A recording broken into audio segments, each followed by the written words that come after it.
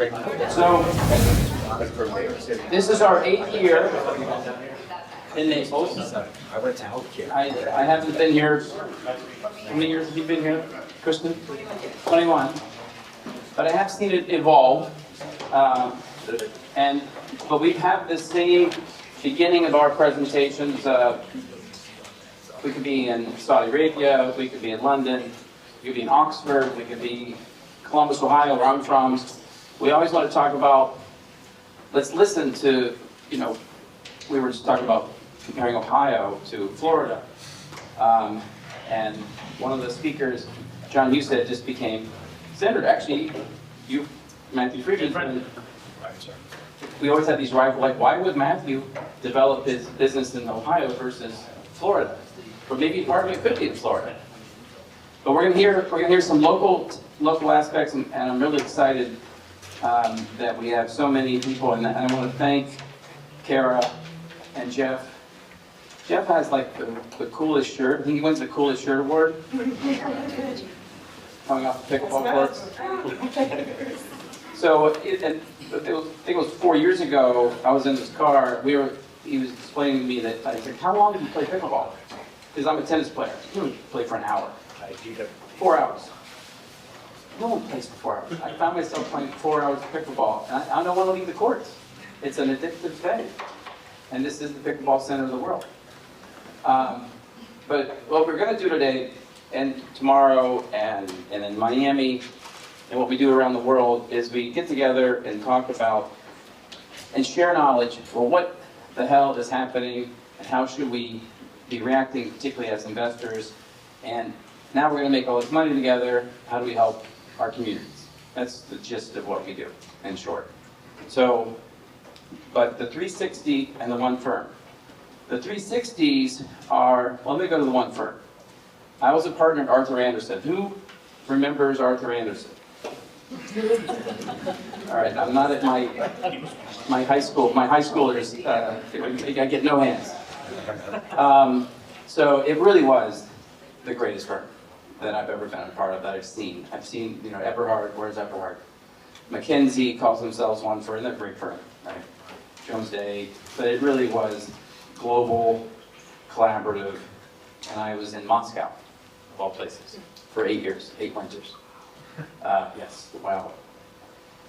After 3 years in Cleveland, 3 years in Ann Arbor, I'm now in balmy New York. But what we do is we have a global collaborative mindset. So you'll see, if you're doing something, not just in Ohio or Florida, but you may want to bring it, like Chris, who's looking for a seat. He's creating these cool domes. He's in Austin. They're going to do these domes. They could do one in Naples, right? You could do one in Latin America. So that's part of what we want to do, is collaborate across borders. And then the 360, these are circular tables for a reason. It's our mantra of how we approach deals, how we approach collaborating, and it comes from alumni networking, believe it or not. That's what I did, and until 361 was founded, I was having a parallel universe with a family office for 10 years in New York, and I just come back from Moscow, and I didn't know anybody. I went to my Michigan event, my Denison event, and they were like, either trying to ask for money, or they weren't teaching me anything. They weren't, and if I met somebody, like, you all should meet Mo Cohen, who is building actually a telecom network between Florida and some parts of Central America. You would have never known that unless you bumped into him randomly. So what we're going to do today is do roundtable breakouts. The first set will be by asset classes and parts of the world, but in one part of the world, let's just talk about Southwest and Western Florida as its own breakout. And then we'll talk about industries. Matthew mentioned, Josh, fintech. Carl's going to have his $2 billion of recycling tire projects. He'll tell you about how he's circling 200-mile radius, and he's already done one, Bridgestone, and others are taking the off-take. It's a win-win-win for, there are tons. How many tires are there? every year. One person per year. One tire per person. Wow. You know, and they're not being, let's just say, disposed of in the best ways. And then he can turn those into fuel. So, and then at the end of the day, Oscar and others, some coming from Miami like James, Blue with Save the Children, MJ has 400,000 subscribers to his platform, helping people with making sobriety cool. And helping that, you know, dating and, you know, other things for their communities. You know, we've been talking about mental health issues and how part of that is addictions and how to cope and help each other. We also focus, as everybody knows, on human trafficking, recidivism. It's one thing that brings Republicans and Democrats together is to help, you know, with taking education for prisoners. So that'll be a theme at the end. Tomorrow, Ron Diamond, really interesting guy, and Mark we'll kick it off. Mark's an economist, talk about how he sees the world and markets, and Ron's going to talk about how he sees the family office world. And then we're back to, so Brian, in fact, the first event I did was with the Collier family. We're at Shula's. Is Shula still here? Yes. So their family had 2 different people running it. Now they've had their evolutions. So it'll be interesting to see how they see the world. And Jay's here building I thought it was $1 billion, I guess it's $2 billion project. Which is a great one for the local community. And Eileen from the foundation, we talk about workforce housing, and that's the thing. Over the last 8 years, Naples is acting on these themes. They're developing solutions. And Chris, I've met by Zoom once. He likes to remind me that the mayor's great, but how many people are in Naples proper? 50,000, 60,000? About 25,000. 25? But the county is more like 400? Yeah. Got to talk to the county. So I was like, yeah, I'll include you. And then we always talk about sports here. Maybe it's because we're playing pickleball. But there's a family office coming later today. They own Smash. It's a pickleball concept. They're coming in from Sacramento area. And then you're getting your football team. So we have FC Naples. Their first game is March or April. March, I believe. Yeah. So that's the Naples aspect. We then play pickleball again, and we get more serious. Because today was serious. It's not. It was just getting up to speed. We go to Miami, and we're bowling. We're bowling and beverages, and at the Marriott. And then we have a whole day at Miami, but we'll talk about. But it's really oil and water, right? This is like I'm from the Midwest. This feels good. Elvis just came in the building. I don't know if he's crazy. He looks equally interesting. Elvis wanted Elvis too. So yeah, we'll talk about Miami at a separate time. But I'm about to kick this off. But someone said, like, I think I answered part of the question, like, how do we come about and what do we do? But what we do is raise money and invest and connect people. So you'll see, in fact, I even have one slide, I'll push it just because my disclaimer, which is what we do. But yeah, well, so we work with you are one of these type of constituents, and what we do is on the right, but I have to show the slides just for disclaimer, but because I do raise money for some of the people in this room, but I tell them in this session, you're not to pitch, you're to teach. So I want everyone to have that same attitude, and I remember, Matthew, if you remember, welcome, welcome. That's MJ, remember the sobriety? That's MJ. Is you might think somebody's not relevant to you, but they are. But the key is, think of yourself as 361 family, right? We're here to help each other. You know, yes, Dieter does blockchain and crypto, but he also knows Germans. You know, he's one of our, actually we've got Andreas here, who's with an Israeli family, but he and I were partners at Arthur Anderson. Find your commonalities and help each other. That's my ask. But with that, as I mentioned, Kara and Jeff have been very helpful as we've been building this. And I'm going to let you have a word and take it to you. Thank you, Mark. Hi, everybody. I'm Kara Thamelet. I am 4 years, not fourth generation, but 4 years vintage December 2020, Naples. My husband and I, we moved here during the pandemic, post-pandemic. And we really enjoyed the sense of community, the welcoming of this community is just amazing here. I love this conference. It's my 4th year at this conference. When we incorporated pickleball 4 years ago, seems like a lot has happened since then. But it's great. Every year I get to dust off my Charlie Rose producing skills. Something I did from 95 to 2000. So it really is something I enjoy doing. I want to now take the very distinct honor to welcome Florida Senator Kathleen Passidomo. She's a dedicated public servant, accomplished attorney, and a steadfast advocate for the people of Florida for over a decade. Since her election to the Florida House of Representatives in 2010, and her subsequent transition to the Florida Senate in 2016, Senator Passidomo has championed critical issues such as juvenile justice, workforce housing, and the expansion of Florida's iconic wildlife corridor. In 2022, Senator Passidomo made history, becoming the 3rd woman to serve as the president of the Florida Senate in its 185-year history.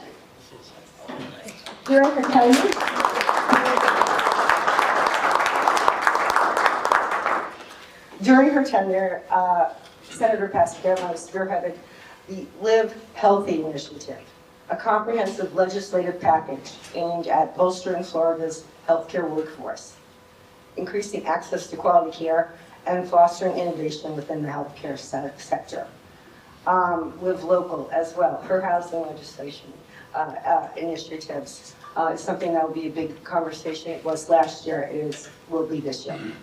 Beyond her legislative achievements, Senator Passidomo has been a domino for positive change throughout the state, and she really is a pillar of this community since 1979. Please join me, everybody, in welcoming Senator Passidomo.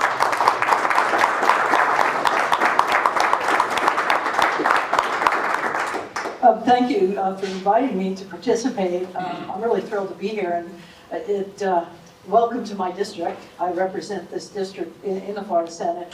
I represent all of Collier County, all of Hendry County, a little bit of Lee County, and it's really a wonderful opportunity to do that because Collier County is the coastal area. You know, we've got the beaches, we've got Four Seasons, Trinidad, we've got a lot of wealth in Port Royal, but I also represent Immokalee and Hendry County, which is farming communities, and so it really gave me the opportunity to do a lot of, my whole theory is I take 2 and 2 and make 22.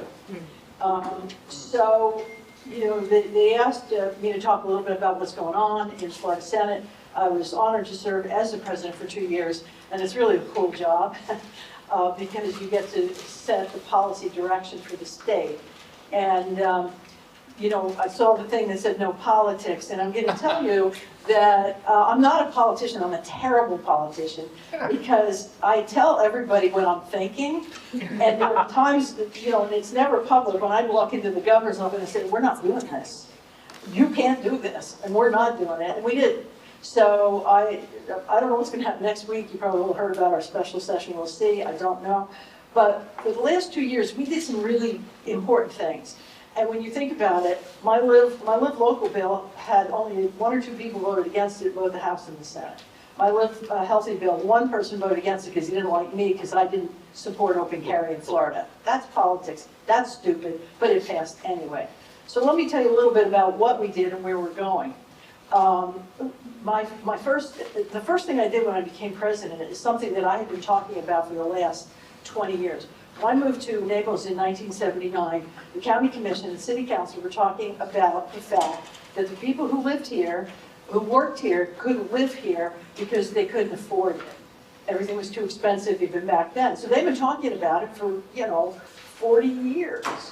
And part of the problem is they didn't want, a lot of people just don't want the people who work for them to live near them.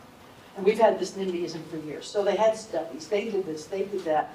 So I had the opportunity when I became Senate President to say, we're going to do this on a statewide basis because local governments were not doing their job.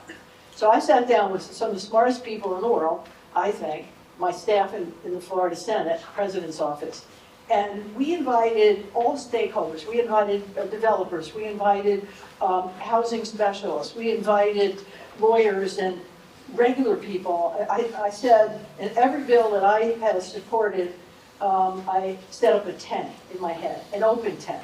And I told everybody, you can stick your nose in the tent and tell me what you want to do. Just don't turn around and shit on it. And that's exactly, I know. See, I say what I'm saying. So here's the thing. We've created this really wonderful program. And I just went to a Florida housing meeting yesterday. They are the entity that is administering the program. We put $700 million into this in terms of tax incentives, zoning kind of things, incentives for local governments. We asked them to partner with us to help create housing for the people who work for them. People who work for county government, people who work for the hospitals, people who work for the big employers. And so we passed the bill. It's amazing bill, and a whole year's gone by.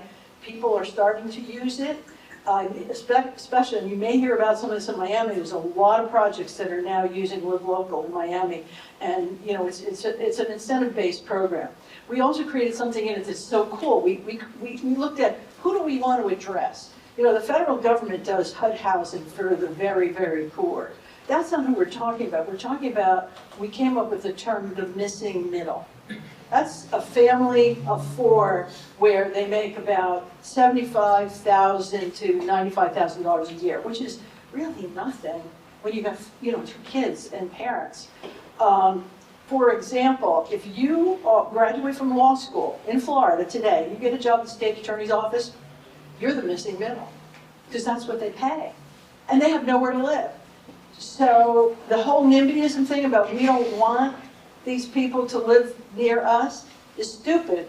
I'd love to have an attorney living next door. Well, I am an attorney, but some people would like to have an attorney live next door, like having a doctor live next door so you get free legal advice, that kind of thing. So anyway, we've got this bill. We're now looking at it. It's 2 years.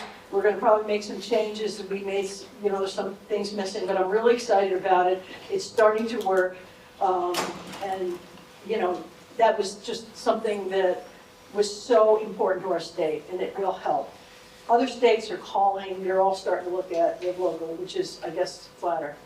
Then this past year, I come from a medical family. All my dad and my brothers, they're all doctors.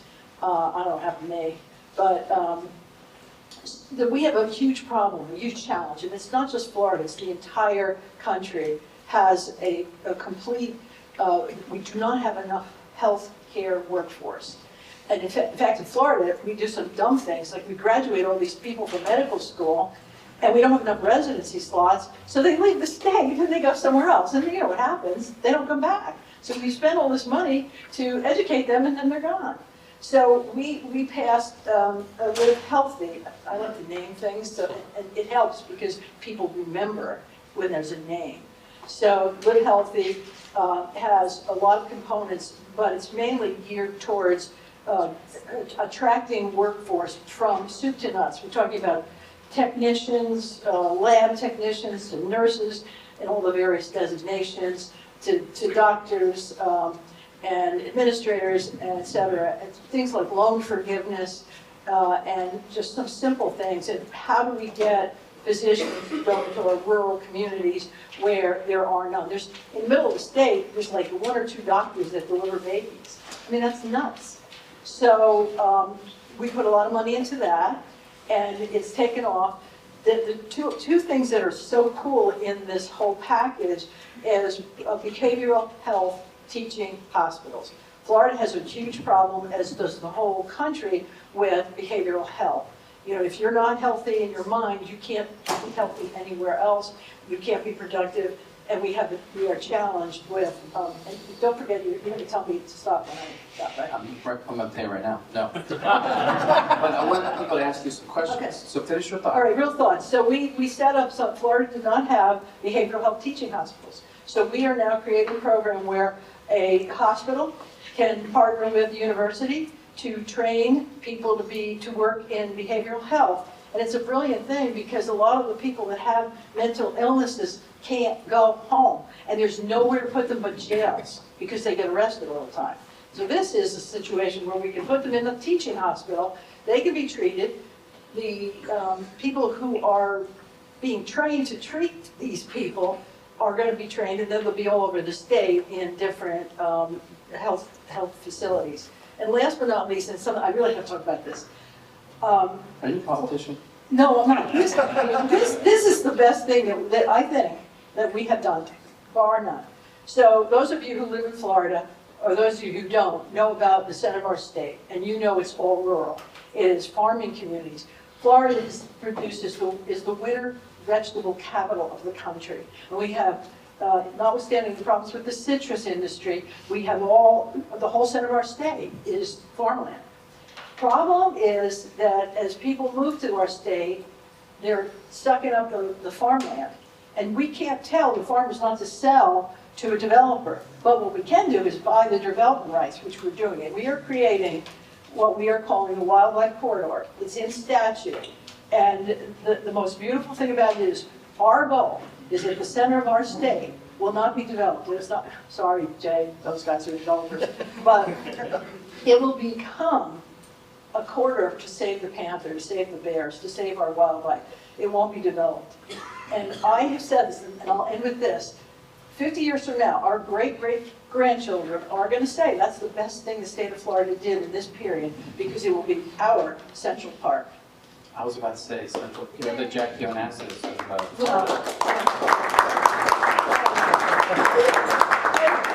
Sorry, I talked to you. I was So that's great. I mean, let's some questions for the senator. Kristen. Oh, you get it. Earlier, I heard you say that Florida is taking over the country. So Floridians are taking over the country. So can you talk about that a little bit? Yeah, I mean, notwithstanding what your politics are, apparently President Trump likes Floridians, and they are being, many of the as you know, Marco Rubio, who he's a good guy. He served in the House, the Florida House. He knows what he's doing. He's smart. Pam Bondi, she's been a friend of mine for a long time as Attorney General, and I mean, it's one more after the other. It's a domino thing, though. As they leave the state to take these positions, we have to bring in new talent to take their jobs. So I think there's going to be a whole lot of interest in Florida, particularly in your area, in terms of investments, because everybody's going to be looking at Florida. Bridger gets stronger, DC. Okay. Thanks, Mark. Yeah, I think it would be wonderful, Senator Passidomo, if you can kind of elaborate on what the state is doing to make Florida even more attractive to investors, that kind of thing. What emerging opportunities for investors, maybe how investors and developers can collaborate with state and county and community, any one of those things. Well, one of the things that investors and people who want to come in here with businesses are looking for is high-quality education and a climate of no regulation, or not no regulation, you got to be regulated, I'm sorry, but we want to attract people. So, we don't have an income tax. We're constantly doing tax reductions. But we also want to make the state attractive because a lot of investors, a lot of companies bring their employees with families. So we are working on our education programs every day.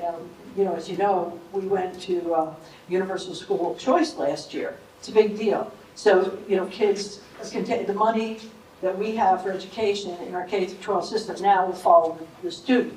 So they can go to a private school, they go to a charter school, they go to a traditional public school, they can go to the school they choose. And that's really, families like that.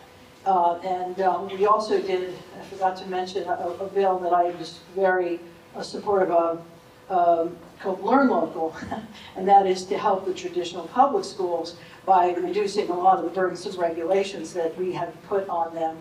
And it's so, it's so crazy. Every year we always go, okay, the public school system's going to have this day and that day, and they're not teaching. They're having the Be Kind to Animal Day.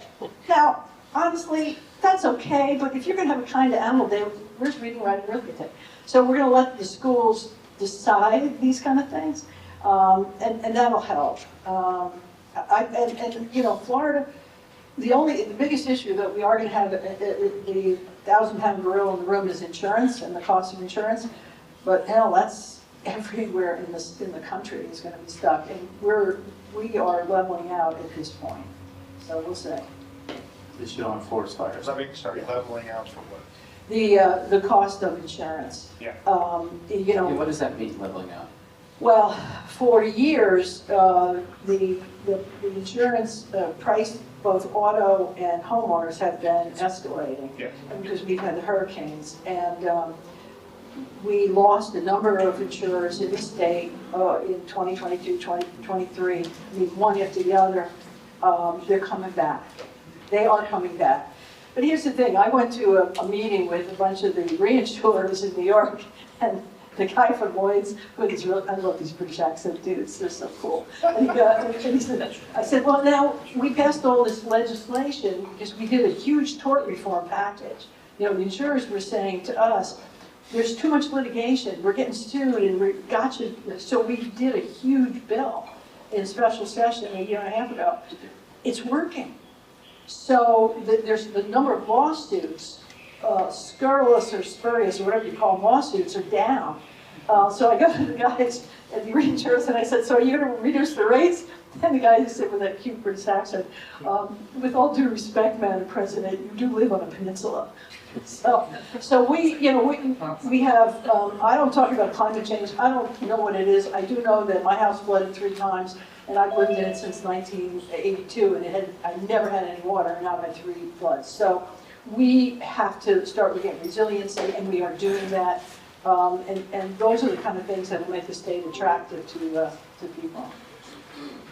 All right, a non-Floridian, at least one question from a non-Floridian. I'm going to correct you because I'm a 5th generation Floridian. I have children and grandchildren who are 6 and 7, so I applaud what you're doing about trying to preserve some of this. And I've practiced most of my career here in Florida, and most of them were large, wealthy landowners. In addition to the preservation of the animals in the central, I wonder if you could speak on the water issues, because everybody I've talked to said that's the biggest deterrent to Florida over the next 20 years is the preservation of our aquifers and such. Anybody that wants a real history of how Florida became Florida, just in my lifetime, it's gone from 4.5 million to 25 million people. And since my father was born, it went from like 1 million. One of the best books that anybody can read is called A Land Remembered. If you haven't read it and you want to learn anything about Florida's history of how Florida became Florida, read it. It was written by a professor, I think over at FIU or FAU. Fantastic book. It's semi-fictional, but it's real. It was basically my family's story that came in the 1850s through the modern times. Interesting you say that, I just had a conversation with people who have bought the rights to the book, and they're going to do a mini-series. Really? Awesome. So I think they're looking for money, so I'm like, the state doesn't have any, so you're going to have to go somewhere else. Water. I mean, that's always been a topic of conversation. We have put billions of dollars since Governor DeSantis took office into water quality, water quantity projects. We are building these enormous reservoirs to take water out of Lake Okeechobee to clean it before it goes into Florida Bay. probably some of the biggest expenditures we've had other than education have been the environmental water issues. And it's not just Lake Okeechobee or south, Florida Springs, which many of them had become polluted. We're cleaning them up and really environmentally sound policies that are going to bring us into the next generation. We're not forgetting them. You know, when you talk about red tide, you hear about all those issues, we're addressing them.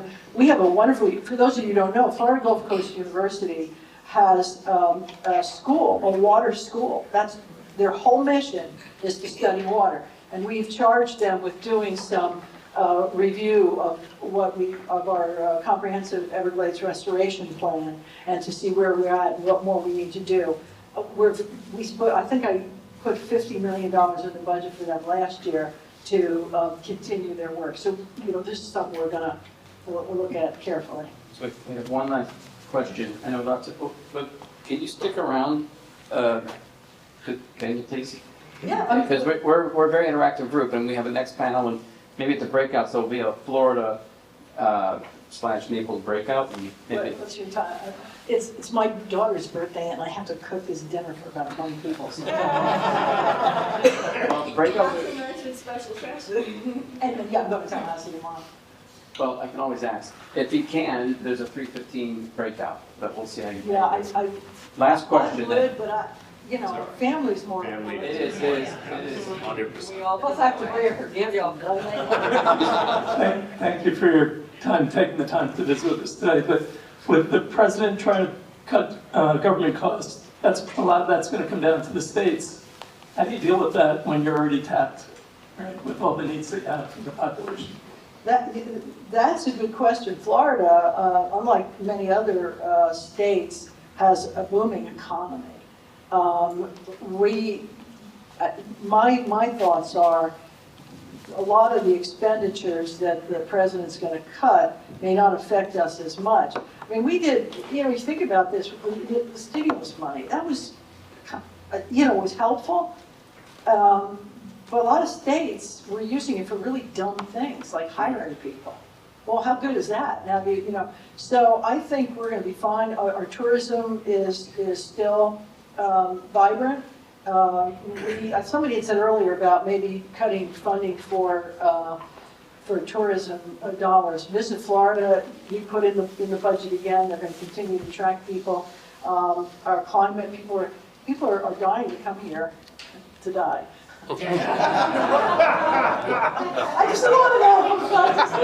I'm a terrible politician. I'm going to go to Naples. So I think of all states, Florida will be, our economy will continue to grow. It's not going to be the way it was. Our estimates are, it's going to level off a little bit, so we can't spend. You know, we have not spent, we've always balanced our budget and we've always put money into reserves and we've been paying down our debt. I think we'll continue to do that. Great. Thank you very much. Come join our 361 firm community of investors and thought leaders. We have a lot of events created by the community as we collaborate on investments and philanthropic interests. Join us.